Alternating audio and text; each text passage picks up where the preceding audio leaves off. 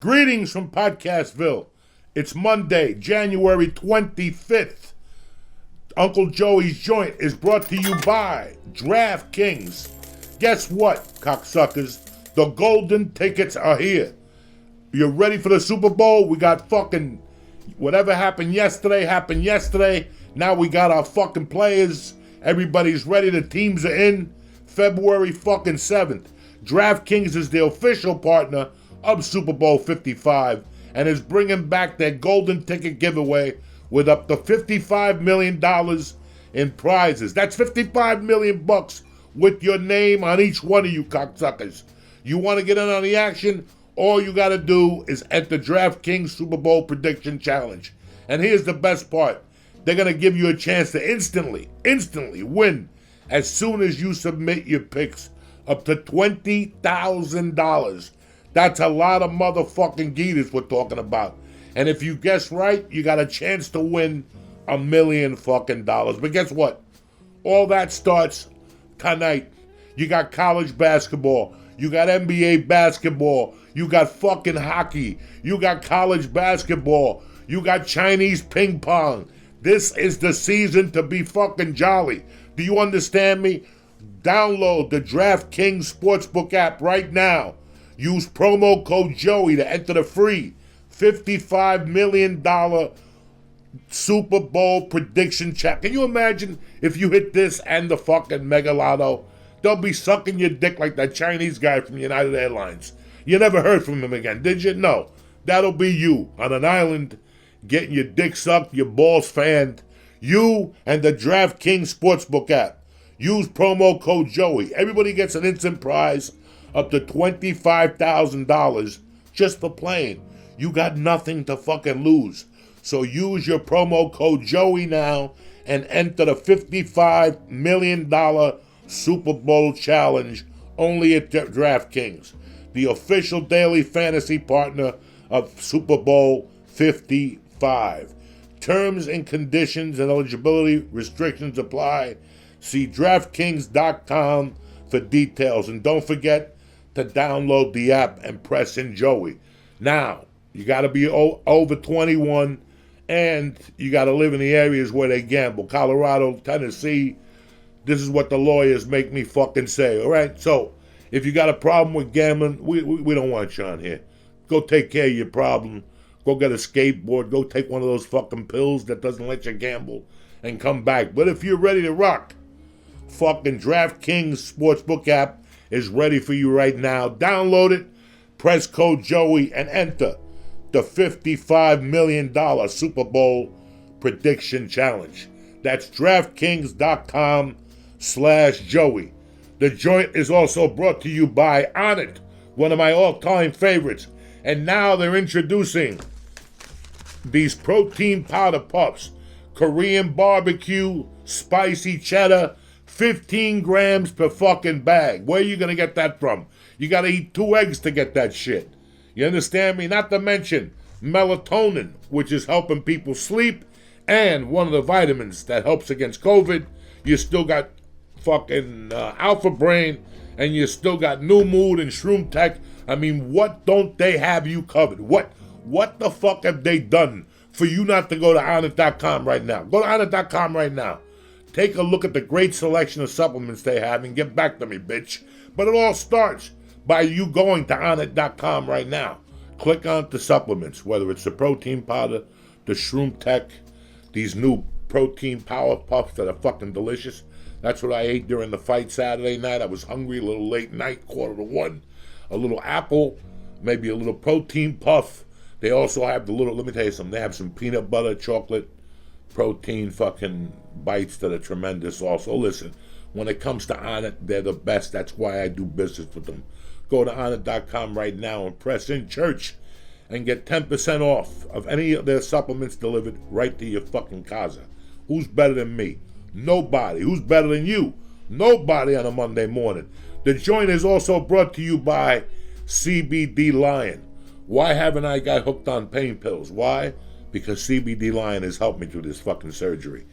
With the roll-on, the gummy bears, the tinctures, And also just the regular, they have an ointment that I use also. I've been going around this for 2 weeks with this CBD Lion, and now is when I realized how potent and how good their product is. The CBD Lion did their fucking homework.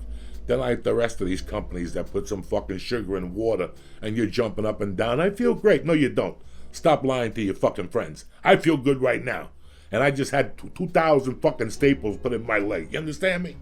I don't even take those pills till fucking late night so I don't wake up. But part of my pain management is CBD Lion. Go to CBDLion.com right now.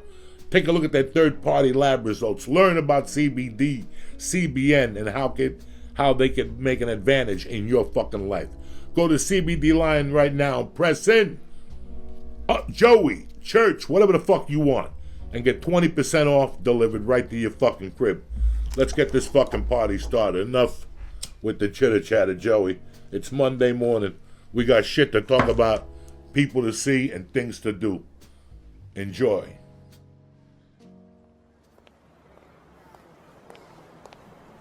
Hey, how you doing? Come on in. Yeah, Joey's in the back. Hey, look who it is. What's happening, cocksuckers? Check 1, 2. Welcome to Uncle Joey's Joint.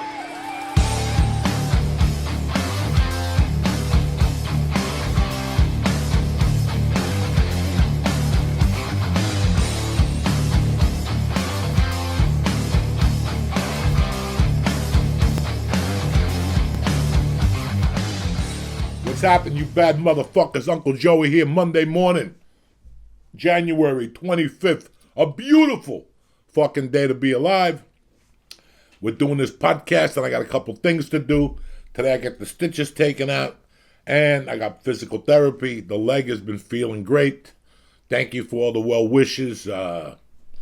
It's been 2 weeks, and it's fucking great. Thanks to CBD Lion, I'm not fucked up on the pain pills. I must have called my buddy Timmy, who knows all about them, 10 times to ask him not to get hooked, and it all worked itself out. I got more than plenty in there. I've been alternating with the aspirin and the ice and the TENS machine, and the only time you really don't want pain is at night when I go to sleep. I don't want to be, like, I got woken up by pain 2 or 3 times at night, and it wasn't good. So that's the only time I want to be covered. You really can't take them. My sleep gets fucked up when you eat those pain pills too, so I had to work around. So now I take them like at 9, and I drink my fucking tea at like 11, so I go down at fucking midnight, 12:30. But what do you guys give a fuck? I'm just here telling you about my weekend. For starters, let's talk about what we witnessed on Saturday night, what happened, the decline, and my take on it. Let's start from the beginning. Number one, I've always loved Conor McGregor. I thought Conor McGregor was a great fighter. I thought his fucking footwork was phenomenal. I thought his range is masterful. The guy before that who his range, worked the range similar to that, was Anderson Silva. I made a comment one time. The only disagreement I had with Conor McGregor was I did not like the Dennis Siver fight. I thought they should have given him a better opponent because I knew it would have come back to bite him in the ass. And number two, I didn't like how he was treated because I've been there. I've been there as a comic where, you know, you're in a room with 6 comics and one comic gets like a mansion and you and the other 6 guys got to split a fucking floor. So my whole thing was I didn't like the treatment of him or whatever, but he does generate a lot of cash. So I get it from that perspective. But from being there, I didn't like it. But I've always thought he was great. I always thought he was a superb fighter. He did things that nobody else did in the sport.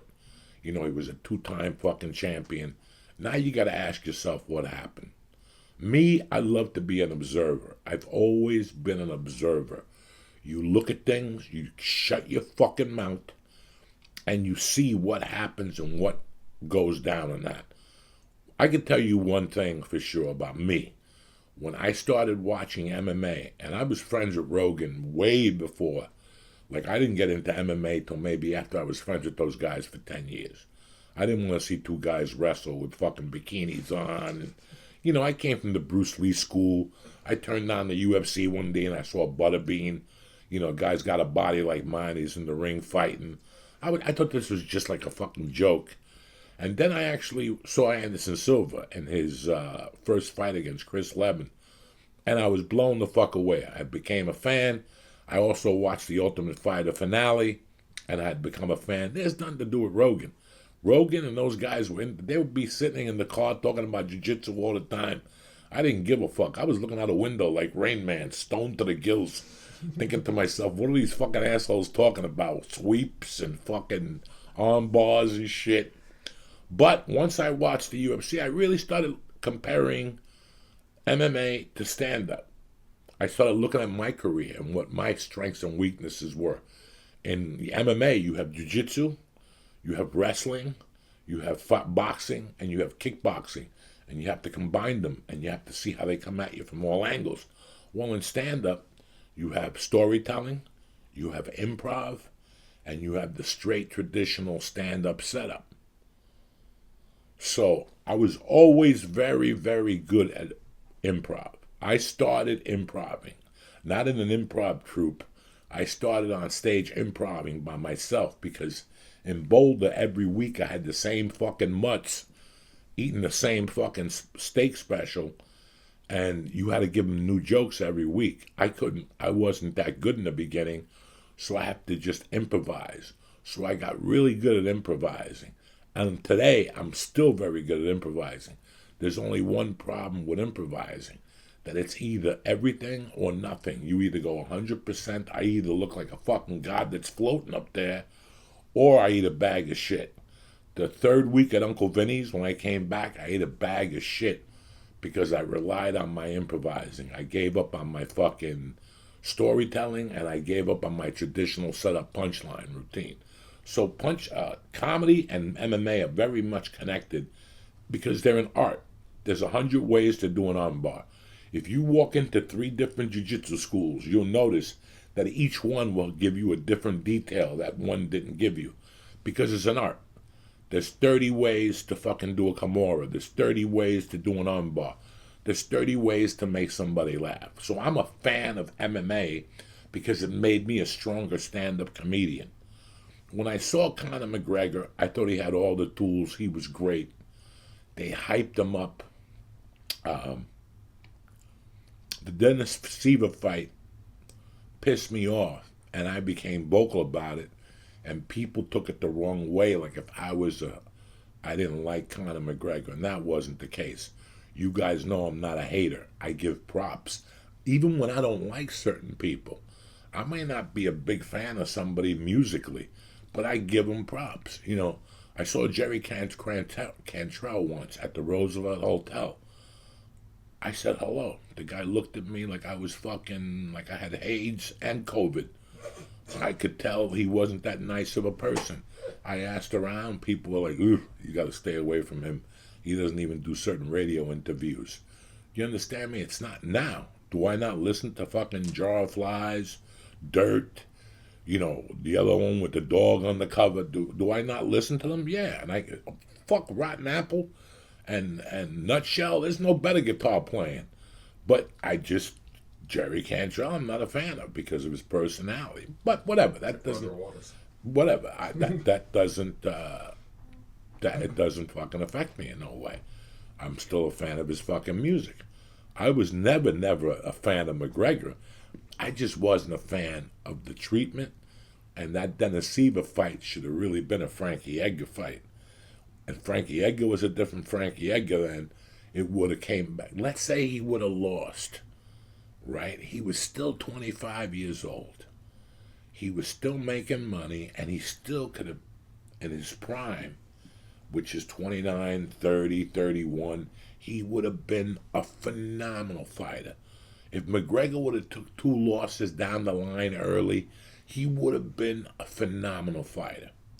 So he fights Dennis Siva. I forget who he fights after that. And then they give him all that boxing shit. They give him all that boxing shit when he fought, you know, Mayweather, and that takes away from focus. That takes away from what you're doing. Now, this made all these UFC fighters jaded. You saw them. Every time somebody fought, if a fucking janitor fought, he called out Conor McGregor, because it made you jaded towards him as a human being, not because of his actions. Listen, the thing with Khabib and all that shit, he threw a thing through the glass. That's all part of the game. Everything's fair in love and war. You got it right. All's fair in love and war. So what are you guys talking about? It starts with the psychological. When you're fighting somebody, McGregor used to use the psychological. He'd start with the psychological attack on you, and then he'd break you down with the psychological. When you got into the ring against him with the lights and everything else, you immediately changed. You couldn't think. It was a statue in front of you that you could not fucking beat. When he beat Eddie Alvarez in the Garden, I was very much in shock. The fashion how he beat him. Now, today, Eddie Alvarez isn't the fighter he was then. But when it came to Dustin Poirier, what did Dustin Poirier do after Conor McGregor beat him up? He got stronger. He went into the gym and he fought twice as hard. And he kept fighting people one by one by one. Okay, he lost to Khabib too. Khabib is super fucking human. But the difference between Conor and Dustin was exactly what Conor said. Inactivity. The inactivity. Right now I'm a stand-up comic. For 7 months I didn't get on stage. When I go to get back on stage, I can't tell you guys to pay me all this fucking money, to give me 50 fucking bucks. I'm not worth 50 fucking bucks. Why? Because it's inactivity. Now, there's a pandemic going on. I can't get on stage. Nobody else could get on stage. So we're all going through the same thing. Yeah, people do certain shows here and there, but you're not getting on stage on the amount and the frequency you were getting on stage before this pandemic. So we all suffered. If there wasn't a pandemic going on, I'm out there. Because as a stand-up, as a basketball player, as a comedian, as a fighter, this is how you're always thinking. You're always saying, fuck. Right now, my opponent is doing something. When I played basketball and I was a kid, when I was in the 7th grade, I'd be out there at 7 o'clock, 10 o'clock at night playing because I knew that the guys I was going to play against weren't doing that. That's my thinking. When you're a stand-up comic, when you're a basketball player, I remember talking to Dom Irera and having this conversation as a kid, that from basketball, I took one thing, that I have to assume that other guy is practicing right now. That school we're playing against, they're all together right now, playing in the backyard. They're probably not. They're probably relying on their fucking talent. But a guy like me had to work hard when it came to stand-up. So I had to get on stage multiple times at night. 2-3 times, working out a joke. Boom, take it to the next place. Try that joke again. Oh, it didn't work because I didn't set it up right. It takes work, and it takes activity. It takes a lot of activity. While McGregor was sitting there saying no and yes and thinking about this and thinking about that, somebody was training. And that person was Dustin Poirier. That person was Charles Oliveira. That person was El Kukui. That person was Justin Gaethje. So right now, what is McGregor's next step? And I love Conor McGregor, and he's got all the talent to pull it off. Remember, you don't know what you did wrong till you're on the canvas. When I did that fucking special, Socially Unacceptable, we did 2 fucking shoots of it. The first time I went up there and shot, I ate a bag of dog shit. Because who was I trying to be? Again, John Mulaney. I couldn't be John Mulaney if I fucking wanted to. You understand me? John Mulaney is John Mulaney and Joey Diaz is Joey Diaz. I tried to be John Mulaney. I switched it all around. I went up there and I told the story about a guy with a big dick. I loosened him up a little bit. I became Joe Diaz. I sucked him in and then I attacked. I learned that from experience, from getting knocked down the first time. What did I do not to get the laughs I deserved? Okay, fine. I went over that, and then after that I got a lot better. I knew what it was to become Joe Diaz. You're going to go to an audition one day, and you're going to come to me and go, Joey, what do I do here? You're going to hear these words constantly. Be yourself. And you're sitting there going, but Joey, I am myself. Be yourself. Be yourself. Be yourself. What does that mean? They're looking for you. They're looking for what you bring to the fucking table. So every time I go up on stage and I bombed, I don't know if you guys watched the clip this week of Josh Wolf and Bill Burr talking about when Brody and Joey Diaz bombed. They bombed. When I bombed, I'm here to tell you, I bombed, but I bombed with grace. Because I never told the audience, oh, you fucking suck. What's wrong with you people tonight? What is this, take the stick out of your ass? No. Some comics bomb and they blame it on the audience.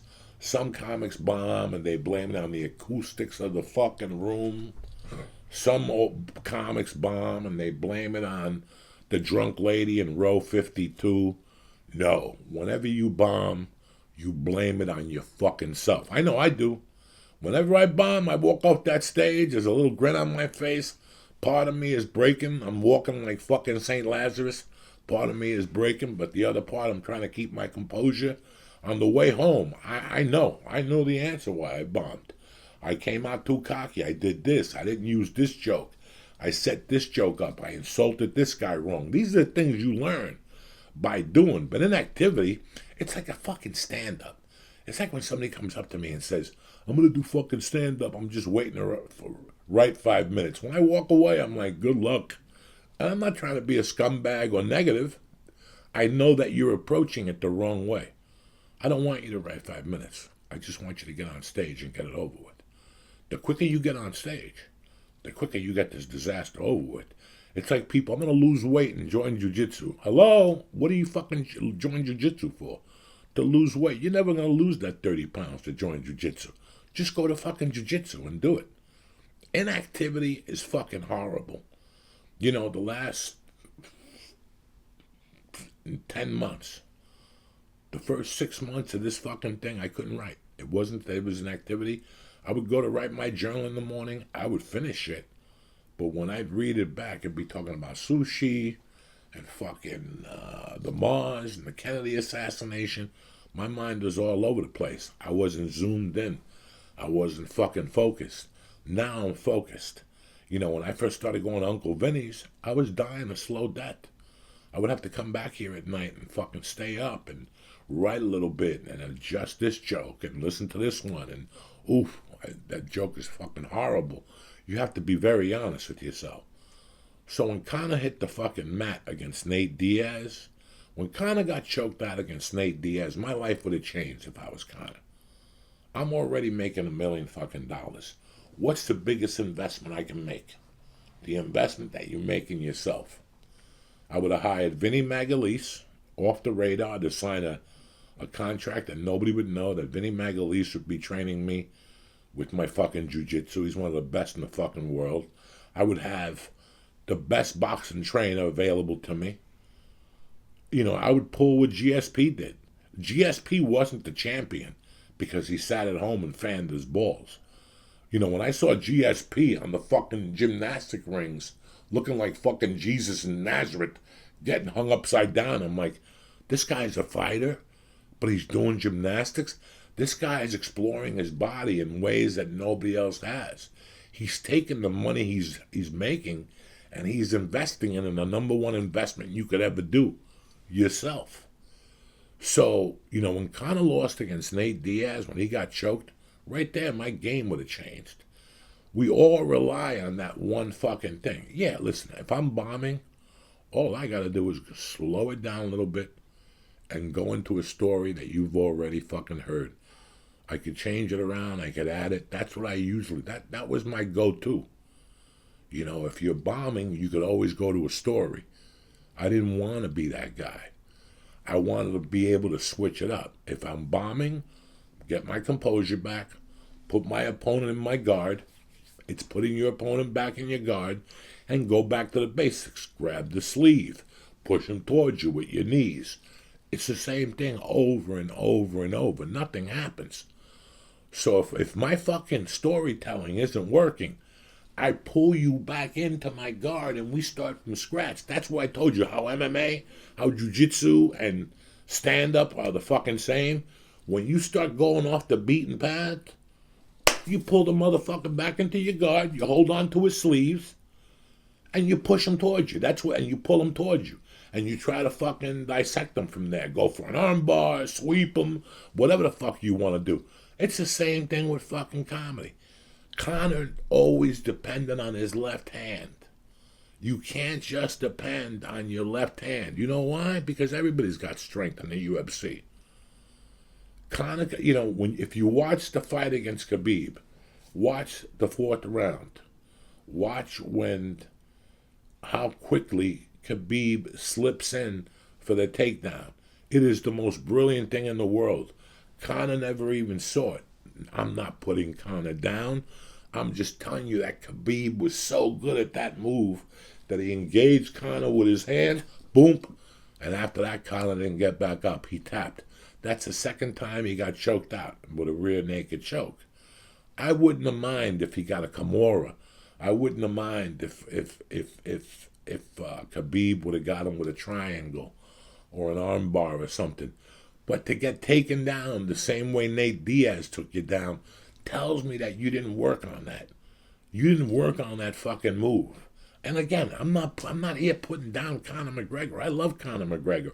I'm here thinking to myself, if I'm Conor McGregor, what do I got to do next? First of all, here's the problem that there was 2 key elements in this fight that I didn't like already off the bat against Dustin Poirier. Now, you're looking at me going, Big Mouth, did you bet it? No, I didn't bet it. I didn't need to bet it. I'm watching. I watched the Michael Chandler fight. I watched the Jessica I fight. I'm observing. I'm learning. I'm trying to learn this because I want to work closely with DraftKings and I want to help you guys make money. Okay? We're trying here all together to do something. So I want you to learn when you look at lines. Lines are everything in gambling. I listened to 2 things. Somebody asked me during the week, who do you like? You like McConnell or Dustin? In my heart, I knew that once Dustin fought Conor and he saw what all the hype was about, that the second time his odds were going to get increase because he had already fought Khabib. He had nothing to lose. He fought Gaethje. He's fought everybody that he could in that fucking division. Okay? So now you're going to fight Conor for the second time. You're not going to be scared. Once you do the Garden the first time, you're going to be a little fucked up. Once you walk in there the second time, you're not going to be fucking scared at all. So I love Dustin off of that one. But I also thought Conor was more committed. Conor said 2 things. There was 2 things that happened during this fight that I didn't like. Number 1, he said he was running 5 businesses. When you're running 5 businesses, your focus on your main business, which is, for me, is stand-up. For him, it's fighting. I can't run 5 businesses right now.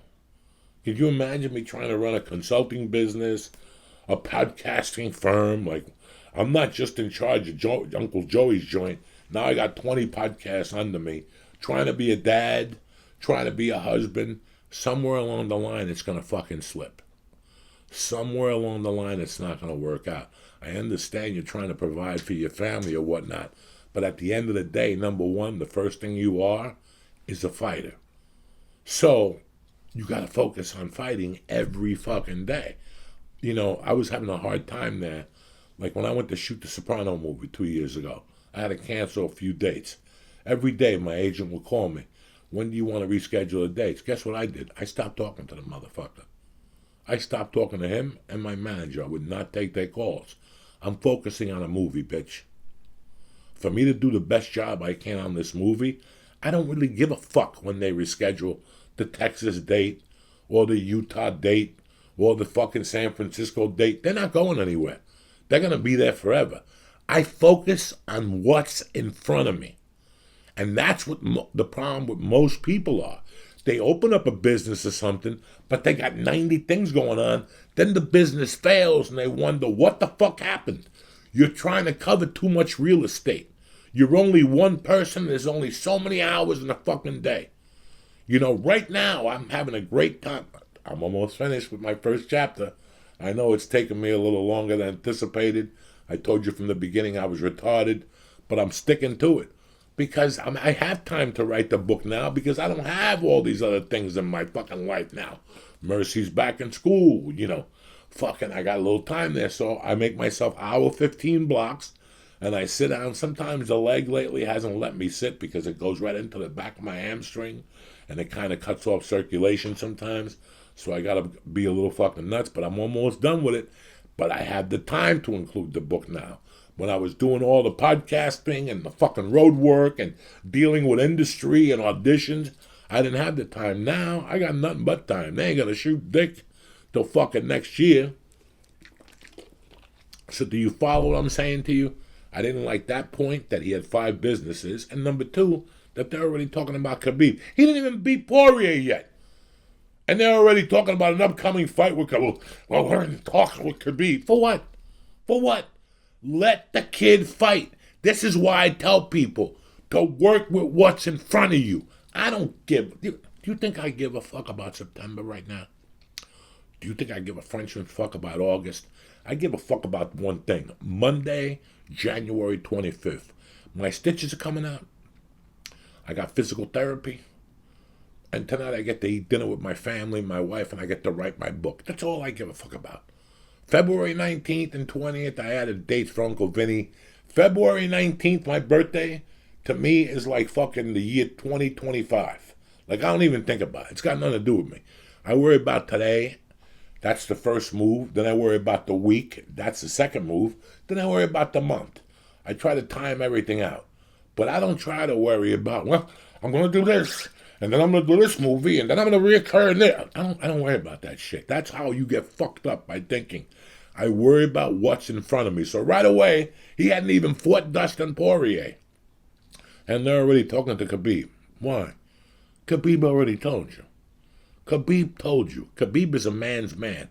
Khabib, I get a lot from Khabib because it's like when I tell you, when it's over, it's over.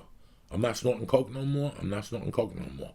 I'm not fucking doing Joy Karate videos no more. I stop. When I stop, I stop. There ain't no coming back. You guys thought that the church was going to end in some way. No, it's over. We moved on. This is what life is about. Looking back, enjoying it something, and going, fuck it. That was fun to do. But it's time to move the fuck on. I don't want somebody to ask me to leave. I want to leave on my own fucking terms. So right now, if I'm fucking, last night you saw Conor on his back, and you saw he was hurt. And what do you think was on his mind? It doesn't matter. I made $10 million. Yes, that's on his mind. That's on my mind too. He's laughing all the way to the fucking bank. But not really, because he's got the heart of a fucking lion. And he's a fucking tiger. He's on his back thinking to himself, what the fuck happened? I got this fucking Dana already talking to me. Dana, go away. Go away. You're the kiss of death. When was the last time I saw you fight? Never. So please, go away. I'll call you when I want to fight Khabib. Let me just focus on Dustin fucking Poirier. But they already, you're going to fight Dustin, then you're going to get Khabib, you're going to make the highest sales of your life. And what happened? Now you got nothing. What are you in talks with Khabib for? Khabib told you 3 months ago he's not fighting anymore. Why are you bothering fucking Khabib? Why? You gave him $1 million twice or $3 million. You know how much fucking $3 million gets you in fucking Afghanistan, wherever the fuck he's from? Do you have any fucking idea? What does he need? He don't do drugs. He buys a t-shirt from time to time. He eats a gyro. What the fuck do you give a fuck? No, we're going to get Khabib on the phone and let him know. Khabib don't give a fuck. Khabib already choked him out and beat up half his fucking family and his friends. He don't want no part of that no more. Why are you doing this to the kid? So the kid can't focus on what's in front of him. So right now, I'm Conor McGregor. I'm thinking one thing. That's it. That's it. For me to fucking do this, I'm 27 years old. I still got the world by the balls. I've got a couple losses, but this ends. I put a picture of Justin Gagey up in my room. I put a picture of El Cucuy up in my room. I put a picture of fucking Charles Oliveira up in my room. And I put a picture of fucking Dustin Poirier up in my room. And that's my list. Nate Diaz, that's over with already. Nate don't want to fight. He don't want to fight. He's got to fight what's in front of him. And that's what's in front of him. You guys were jumping up and down when he beat up a poor fucking busted cowboy. I love Cowboy Cerrone. Big fan of Cowboy Cerrone. Great friends with him. Got his number. called me a couple months ago for a movie. Listen, Cowboy Cerrone has overserved his purpose. He fought every 90 days, and he got old quick. Once he had the kid, again, another guy that was living fucking 100%. You saw the transformation happen very quickly. So they gave him an old Cerrone, who I fucking love. I love him as a human being. I love him as a man. I love him as a fighter. But Donald Cerrone in his day would have clobbered fucking Conor McGregor. That fight was given to him because they knew he was where he was at. They gave fucking Cerrone $250,000 for that fucking fight, and Conor made the rest. But now there's no more of that. There's no more Nate Diaz. There's no more of that. You got 4 fucking people in front of you. You got El Cucuy. El Cucuy's just coming off a loss. That's your next fight. You just came off a loss. You got El Cucuy. You beat El Cucuy. You go for Justin Gaethje. You beat Justin Gaethje. You got to fight Oliveira. I think Oliveira's at 155. And if you fight Oliveira, and then we go back to Dustin Poirier, forget about Max Holloway. Forget about all those tri-belts and all that shit. Just worry about what's in front of you, Conor McGregor. I think you're a great fucking fighter. I think you hit harder than a fucking freight train. And I just think that over time, you lost focus of what was in front of you. So many people are coming at you. And bro, listen, I'm a shithead, shit-heel comic. And I know that what it's like to fucking having a conversation with Mike about the podcast and getting a call from somebody because somebody always wants something. Oh, they want you to do this, and you're in the middle of something completely different. I'm in the middle of writing a book, and all of a sudden somebody calls me. Oh, they're thinking about you for cologne. And you're like, cologne? You know, they're thinking about you for advertising a fucking whiskey. You're like, my mind is somewhere else. My mind is in an octagon. I can't stop what I'm fucking doing. What do you think it was like one time he fucking didn't come over to do press, and people attacked him. Guys, I'm in the middle of fucking training. You want me to get up and take a 24-hour fucking flight, which depletes 3/4 of my fucking energy, to go do press, to go hear the same fucking questions over and over and over and over again. And I understand there's a lead up to the fight. You have to promote the fight. The fighter has to focus on what he does. Fight. The comic has to do what he does best. Get on stage. When you have all this you saw a comic. How many times have you seen a comic that's fucking great? A raw, straight up fucking comic. And all of a sudden he gets a TV show. You've been following him since day one. He gets a TV show. You're excited about it. You watch the TV show. You order the shirts. You tell your friends about it. You have viewing parties. And then you go see his stand-up. And it's fucking a horror show. You're like, what the fuck happened? You know what happened? Time. Time is what happened. He got smoke blown up his ass. That's what happened. He got so many people coming at him. Publicists, managers, fucking agents, assistants. You got all these people coming at you, blowing smoke up your ass. Fake fucking smoke. Oh, that joke about the chicken? We love it. The joke sucks. How do I know? Who has that happened to? You're looking at them. The joke sucks.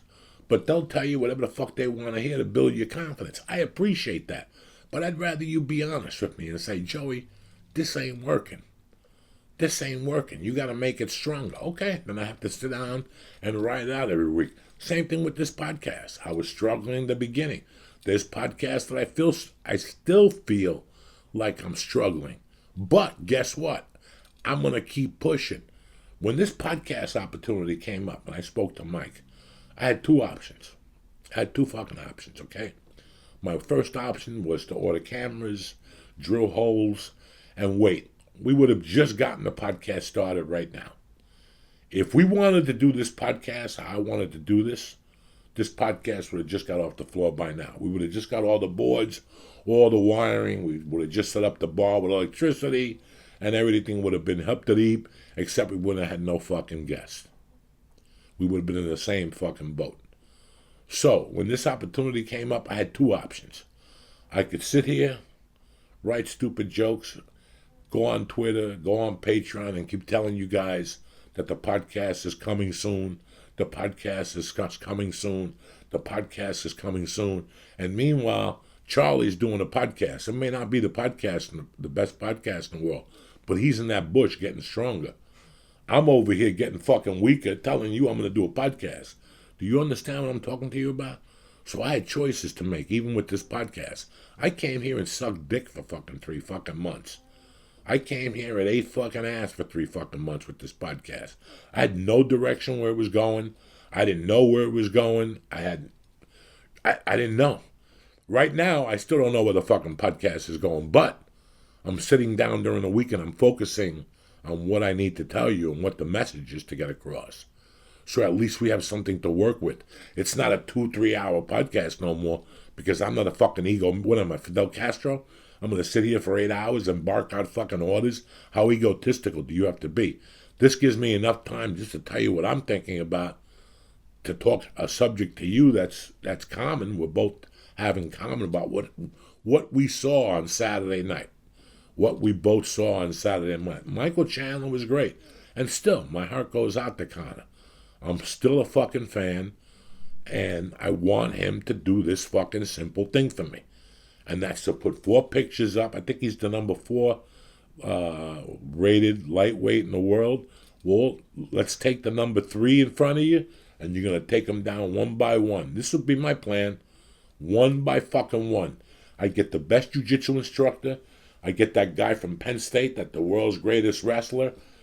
Whatever you need to do. And I'd be out there every day on those fucking mats, working at it. Your strength are your hands.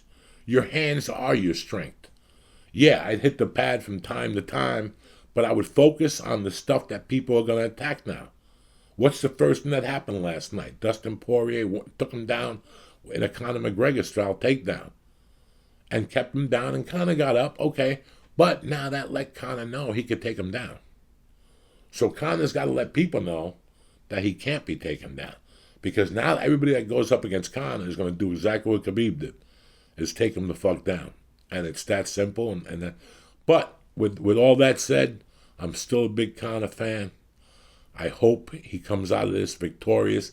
I don't want him to have one belt. I just want him to get the one belt and prove his point that he is one of the greatest fighters that the sport has ever seen. But to do that, he has to fucking focus. And focus is the main thing, and it's what's in front of you. Now, to get off that, we got off that subject. I want to talk to you about something else, then I'll get you the fuck out of here. Because you learn shit every week. I talk to Mikey, I talk to my friends. I talk to a lot of people about a lot of different things every week. And one thing that everybody has, one thing that we all share in common, whether we're LGBTQ, whether you were fucking, we like to eat pussy, whether we like to eat ass, is the gift of the relationship. When I was a kid, I was raised Catholic. And I don't know if you guys know the 7 sacraments. It's like baptism, fucking, not confirmation, what's communion, confirmation, fucking anointing of the sick. There's like 7 of them, Anyway, it doesn't really matter. But one of the sacraments is marriage. And as a kid, I was always like, why the fuck is marriage a fucking sacrament? I never really fucking thought about it. Okay, I'm talking to an audience here that's between 20 and 32. You guys have girlfriends. You guys have living girlfriends. Some of you guys, Leon, you just live your life slinging dick over there in fucking Spain. I love you to death. Jay Bish has a steady wife. Bob has a steady wife. We all have different relationship issues. When I was 20, 21, I didn't know what to expect from marriage. I knew I wanted to be married. I really did want to be married. But I didn't know what to expect from it. So August of 85, I met a girl, and 4 years later, we got married under the weirdest fucking conditions in the world. But we got married. Did it work? No, it didn't work. It didn't work because I never worked on my marriage. I am not ashamed to say this. I thought marriage was you marry a girl, you fuck, she does laundry, you cook, you pay the bills. And I thought that's what a marriage was. If you go into a marriage thinking that way, it's going to fail. Or you're going to have, not a healthy marriage. You know, I'm not a marriage counselor. I'm just telling you what I lived through, you know. So, when I first got married, I got married like anybody else. I was young. I was stupid. I thought I knew what love was. You know, I was in love in the 6th grade. Obviously, it got me left back. And then when I was 19, 20, I fell in love with another girl that I really had deep feelings for. She wasn't wife material, and I wasn't husband material.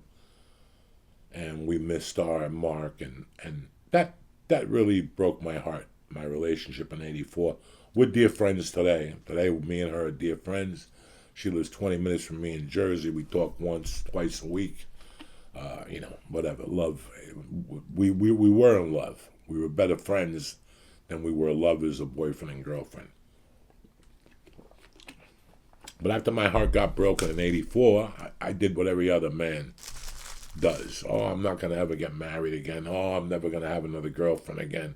I'm going to live my life like Charles Bronson. You know, I grew up on Charles Bronson and Clint Eastwood and men like that they didn't have women. It was like a woman was a pest to them.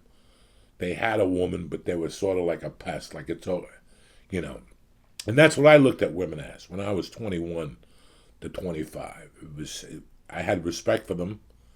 I had respect for women. I mean, it wasn't that I was disrespectful.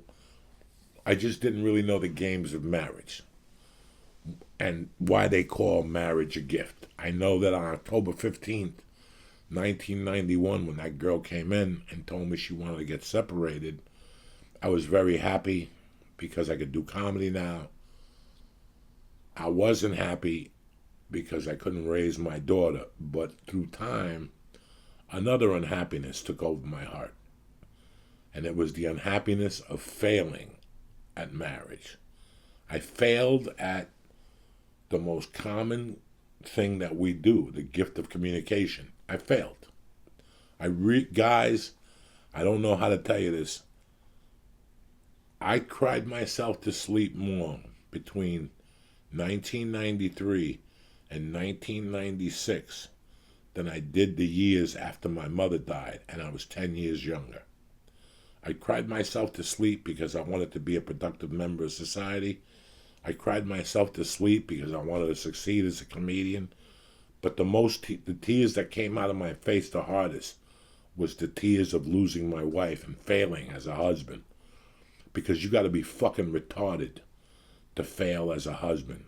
And I did fail. I failed with a fucking F+, okay? And I'll tell you what, as freelance as I am, and as much as I like to fuck around and eat ass and blow up things, it affected me. That divorce affected me because it wasn't bad enough that I had a GED. It wasn't bad enough that I went to prison. It wasn't bad enough that I didn't have a family. Now it's bad. You failed at a common fucking thing. Marriage. You just failed, guy. There's no two ways of fucking looking at it. You failed at it. So, before you go tapping yourself on the back thinking you're a fucking comedian, you failed at fucking marriage.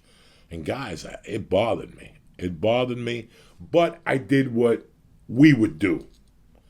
I did what the old Joey Diaz would do. I'll never get married again. I don't have to deal with it again, right? That's what we do naturally as losers. I'm a loser, so that's what I do. I don't deal with it again. I'll never do that again. You know, it's a smart thing, and it's what a loser does. I'm never going to get on a horse again. No, you got to get on that horse again. No matter what it is. Get on the horse. Whether you want to continue to do it, that's up to you. But you got to figure it out again. So for years, from 91 to whatever, my life was a relationship mess. I had girlfriends and I had girls I slept with over drugs. That didn't make me feel a lot better either. You know, that didn't make me feel better. I could lie to you. When I crack those jokes, they're funny. But just having sex with people and them going home the next day, and then you see them out and you wave and that's it. That's it. That didn't feel good either. So I knew that it wasn't going to work, but I was a loser. I couldn't be with a woman because I had nothing to bring to the fucking table. But 2000 comes along and I meet this fucking little cute redneck named Terry, and we go for coffee. And I looked at the relationship from a different angle. I said, if I want this to work, I have to work it this fucking way. I can't let us go there. I can't let us do this. And I worked it. And dog, she'll tell you, there was times after our first 5 years that she had problems with me on the behavioral level, not as being mean to her or whatever. I just stuck to a plan because I wanted it to work. I had ruined enough relationships. Like I said in the beginning of even when I'm the church, you want me to help you ruin a relationship? Call me. If you want to ruin a relationship, hit me up on an email. I'll get you out of there in 3 days. I'll get her packing the bags for you. I'll even get her to give you an advance to leave. I'm the king of breaking up relationships. But for once, I wanted one to work.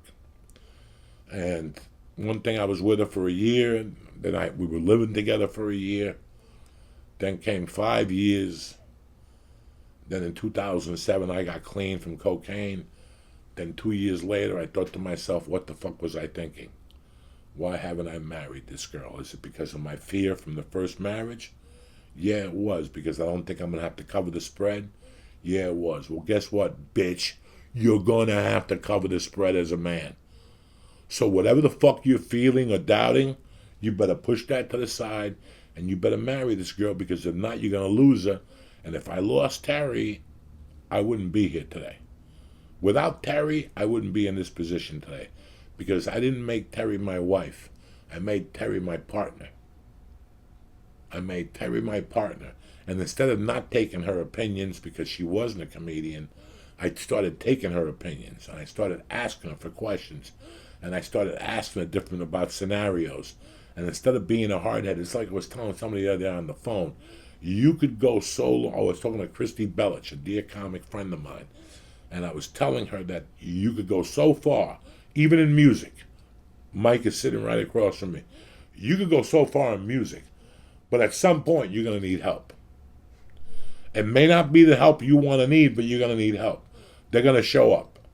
Help will arrive. In my situation, she did a tape last week, and she was talking about all she ever wanted was the Comedy Store. And I called her up, and I go, Christy, in all the years I know you, you couldn't pull me aside and go, Joey, I want a job as a door girl at the store. Can you do something for me?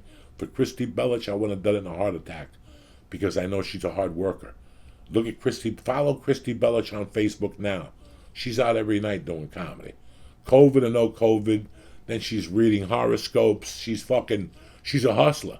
So when you're a hustler, I got your fucking back. So I called and I go, why didn't you tell me that you wanted to be a door girl at the store? I would have got you into the fucking store. It's all these little fucking things that if there comes a point in your life that you're doing great, but you're going to need help. And it comes sometimes in the help of a woman. And in my case, that's what I needed. I have to, and I have on it to admit something to you guys. Without my wife, I don't know dick. I don't know how many times a week somebody will call me and say, Joey, we need the answers to this. And I go, that's great. You're going to have to talk to my wife, because I don't know the answers to that fucking question. I don't have the answers to that question.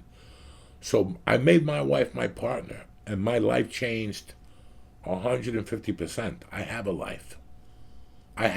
Because I made her my partner, not my wife, my partner. Whatever she lacks, I'm strong in, and wherever I lack, she's fucking strong in. So we fit like a glove. We fit like fucking OJ's glove, bitch. You know what I'm saying? Damn. I fit in there just like OJ's glove. And I didn't know this. This is how weird life is. I have been with Terry for 20 years. And it's like I told you guys, I did not know what the gift of marriage was until last week.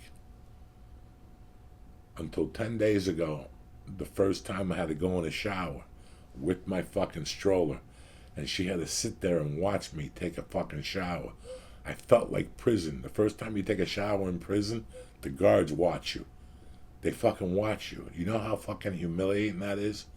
For 1 second, I looked over and I saw her looking at me, and she was looking at me with eyes of concern that I wouldn't fall over, that I wouldn't slip, that I wouldn't get hurt. And I'll tell you, I looked at her and I go, wow. Wow. As I was fucking shampooing my hair and shaving, I was thinking about, and again, I don't want to sound like that asshole, because it could be anybody, what God has done for us by making marriage a gift. It's not a fucking sentence, man. People think that marriage is a death sentence. When I see a guy that's been married 4 times, I go, Jesus Christ, what did you do? Did you not learn? Did you not get it right from the first time? I got marriage right after the first loss. You know, again, right there in divorce court is where you realize all the things you didn't do. And it's not the big things. It's not the trips to Hawaii. It's not the diamond rings. It's not the fucking engagements. It's not the birthday parties with 50 of your favorite friends. Ha ha ha ha. You know, it's not the bottle of wine. It's the little things. Taking out the garbage. Rubbing their feet. Asking them if you could help them with the dishes. You know, asking them. These are little things that women appreciate more than anything in the world. There's times I come in, I'm not doing it. I'm like, Mercy, let's get the fuck out of here. My wife was like, where are you taking her? Anywhere. Just to give you a breather. You know, Friday night I was in pain here. Friday night I was in pain. You know, we went to physical therapy. On the way back, I got car sick. I puked. My wife came back. She goes, you know what? I'm canceling my thing tonight with the guy. I go, what are you talking about? What are you talking about? I go, you've been in this fucking house all week taking care of some fat fuck, smelling his balls when you change his leg. I go out, have a fucking great time. I'll order Chinese delivery. Whatever the fuck I ordered. I didn't end up ordering anything. I just had a salad upstairs. But I realized what the gift of fucking marriage was. It's a sacrament for a reason. You know, when I was in there and I was watching her bathe me, I thought about those words, in sickness or in health. Look at your girlfriend right now. Think about 30 years from now. If you get sick, is she the type of woman that's going to sit there and take care of you and watch you and wipe your fucking ass? Listen, I don't know about you. The day somebody wipes my ass, please just come over and put a rope around my neck. Just come over and put a rope around my neck. That's how I've always thought about it. The day somebody has to wipe my ass, I'm going to be, because I can never live with something like that. I have a hard time with somebody bringing me a water. Never mind sticking 5 fingers up my ass and wiping it. But through sickness and in health, those words rang so fucking loud in my heart and my soul 10 days ago that it made me look at my wife completely differently. After 20 years, you know, next time you go home, you know, and I was brought up in shit. I was brought up in shit relationships. My mother didn't have a relationship with one. That was a fucking shit show. You know, but I grew up around people who really loved each other, the Benders, the Balzanos. You know, I grew up around couples that are still together today. And I looked at them and I wondered what made them stay together. And you know what? As a man, you got to shut your fucking pie hole. Listen to them. Listen to what they have to say to you. They have a voice too. Hey, when I was 20, 25, 30, I didn't think this way at all. I thought, fuck them. You know, cook dinner. Where's my laundry? What a fucking jerk off I was. Especially how I was raised. My mom was not that type of woman that was just going to sit there and lay down Sally and do laundry and take your fucking orders from you. That was never going to happen. So next time you look at your girlfriend and you think about life, because trust me, something I didn't do was think about my 50s. I never thought about my 40s. I never thought about my 30s because I was having such a great time with the fucking drugs. I never thought I would make it to that far. But surprise. Hello, God kept me here. And now I'm 58 years old. I can barely fucking walk. I'm getting better and stronger every day. But I learned the biggest gift of this, one of the biggest gifts of life, is the holy sacrament of fucking marriage. And if you ever get a chance to do it, go in there with a smile on your face and be proud that you're fucking qualified to be a husband and a father. I never thought I would do this. I failed at this 20 years ago. In 1990, I failed at being a father. In 1991, I failed at being a husband. It fucking stuck with me and it burned a fucking hole in my heart. And here I am today with a daughter, with a wife who I fucking happily love and I have no qualms with. I want to die with her. I want to die first because I couldn't let, if my wife died, I'd just have a heart attack at the fucking funeral. I can't live without her. But anyway, enough of that morbid death. I just wanted to talk about Conor McGregor today and the gift of fucking marriage and how important it is. And if you ever do it, take it fucking 100% seriously and put 100% commitment into it. No fucking nothing. You know, when you get married is because you're ready to get married. Don't get married because my mother thinks I should get married. If you still want to hang out with your friends and snort blow, then don't get fucking married. Don't waste nobody's time. If you still want to go to your buddy's house all day Sunday and watch TV with your friends, yeah, it doesn't bother your girlfriend, but it's going to bother your wife because she wants you to spend some time with her. There's all these different things.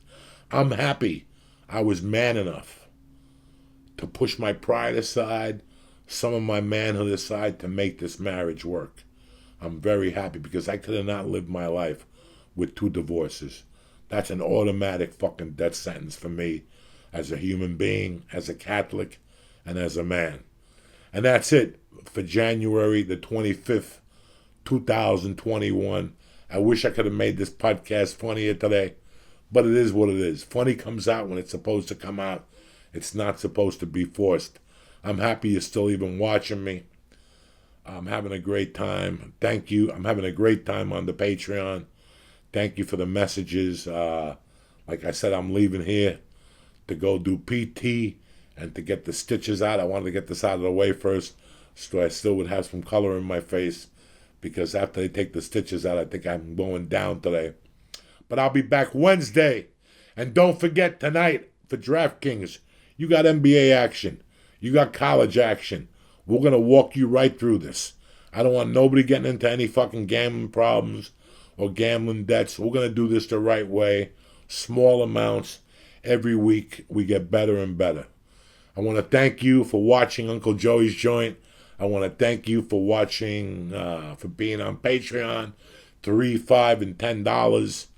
I'm going to put a merch line out pretty soon for hoodies, short sleeve t-shirts, and the junkie t-shirt, the one I like. I like long sleeve, just in case you're a junkie and you're hiding something, or you want to put a knife in there, or a straw to shoot BB guns, whatever the fuck you're into. That's why I like the long sleeve shirts. But anyway, it's Monday, the 25th of January. I love you guys. Thank you for watching. We'll be back Wednesday, cocksuckers. And if you want to listen to a short podcast tomorrow, the Joey Diaz Project will be on Patreon. Like I told you, $3, $5, and $10 if you can't get enough of me. Me, I can't get enough of me either. That's why I'm getting the fuck out of here. I love you guys. Thank you very much for watching The Joint. See you Wednesday morning. Stay black. All right, I want to thank you motherfuckers for listening today. It's Monday morning. I like to get you in and out of there so there's no drama. Let's start with the fucking basics. Uncle Joey's Joint is brought to you by ONNIT.com. Why ONNIT? Because they're the best. Anybody who gives you a product and tells you if you don't like it, you don't have to send it back and they'll send you the money back. That tells me your character. That tells me that you believe in your fucking product. How many people do that? Nobody. You ever go to your drug dealer? Oh, this weed sucks. I want my money back. Too bad. You smoked the joint. Fuck it. You broke it. You pay for it. Not on it. They play by the fucking rules. And if they do that with their flagship, I can't imagine. They got the melatonin. They got the Shroom Tech. They got the new mood. The Shroom Tech is tremendous. Whether it's the Immune or the Sport, they're both fucking tremendous. Now they got the Protein Powered Puffs. Another thing that's tremendous. Korean barbecue flavored and spicy cheddar. Let me tell you something. These fucking things, this little bag has 15 grams of protein. That's 2 fucking eggs. You understand me? Right here. Protein Power Puffs, Korean barbecue, and they taste great. Tremendous little snacks in between. Go to ONNIT.com right now and press in church and get 10% off delivered right to your motherfucking house. ONNIT is the way to go. The joint is also brought to you by CBD Lion. Why, Joey? Because I don't want you going to a fucking bodega and buying some fucking CBD from some guy that don't even know how to get to fucking Connecticut. That's why. Is that good enough for you? This guy can't chew bubblegum and walk at the fucking same time, and you're trusting your life in his hands. What you're going to do is you're going to go to CBDLion.com right now. Read. Knowledge is power. Ayakoka. Read. Learn about what the fuck is going on here with CBD and how it could affect you. Whether you have arthritis, whether you have anxiety, whether you have neck pain. If you have an ailment, CBD Lion has a cure. Go to CBD Lion, whether it's the gummies, the roll-on, the bath balls, the vapor pen, the CBD kinesiology tape, which I've been using also on the sides. I don't even have it. My leg isn't even purple no more. I mean, this thing has done miracles with the surgery. I want to tip my hat. I even reached out to Andrew at CBD Lion and told him, now I really, really see the effects of CBD Lion and how they work since I had the surgery. Go to CBDLion.com. Read the third-party lab results. Press in church or Joey and get 10% off delivered right to your fucking house. The best CBD products on the market from your Uncle Joey. I'm not fucking kidding around. Go to CBD Lion right now. Now, you know me, dog. I'm just like you motherfuckers. I like to make a little motherfucking money on the side, but you got to be smart about it. Especially when it comes to gambling, and especially when it comes to DraftKings, because they give you 1,001 different ways to make a fucking dollar. Whether it's sports betting, the poker rooms, the odd boosts, they got it all. Parlays, fucking specials. I mean, they ran a special Saturday. McGregor $1, you get $257 back. McGregor came close, but what did you have to lose for $1 to win $257? That's why I do business with DraftKings. I love everything about them, and this the season to be fucking jolly right here. Listen, for some, like kids little dicks get hard in December. Santa Claus is coming. Well, it's January, bitch, and DraftKings is fucking showing up with the golden tickets. The moment we've all been waiting for. The season is right around the corner. DraftKings, the official partner of Super Bowl 55, is bringing back their golden ticket giveaway with up to $55 million in prizes. That's $55 million bucks with your name on each one of them. Could you imagine what you do with $1 million right now? Go to Portugal, eat an octopus, get your dick sucked. These are the advantages of getting $1 million. You want to get in on the action? All you got to do is enter DraftKings free Super Bowl prediction challenge. And here's the best part. They're going to give you a chance to instantly win as soon as you submit your picks, up to 20,000 bucks. That's a lot of fucking geeters. And if you're right, you got a chance to win $1 million. Guys, you've been reading tea leaves all fucking year and looking into a crystal ball, getting your mojo in order to shoot your shot. Well, now is the time to get it. Bet on yourself. But the best part of this, the whole challenge is absolutely free to enter. Just download the app. That's it. Download the fucking DraftKings Sportsbook app. It's highly rated. Download it and enter the free prediction challenge and answer a few simple questions that you already know the answer to. Who will score last? You know who. And boom, there you go. You're fucking at a cash register getting 20 spit out on you. Since 2012, DraftKings has paid over $7 billion. Your big payday is around the corner. In other words, your ship is coming in, but you gotta play to fucking win. So go to DraftKings.com right now, download the app, and enter the free $55 million Super Bowl prediction challenge. Everybody gets an instant prize up to $25,000 just for fucking playing. Use promo code Joey.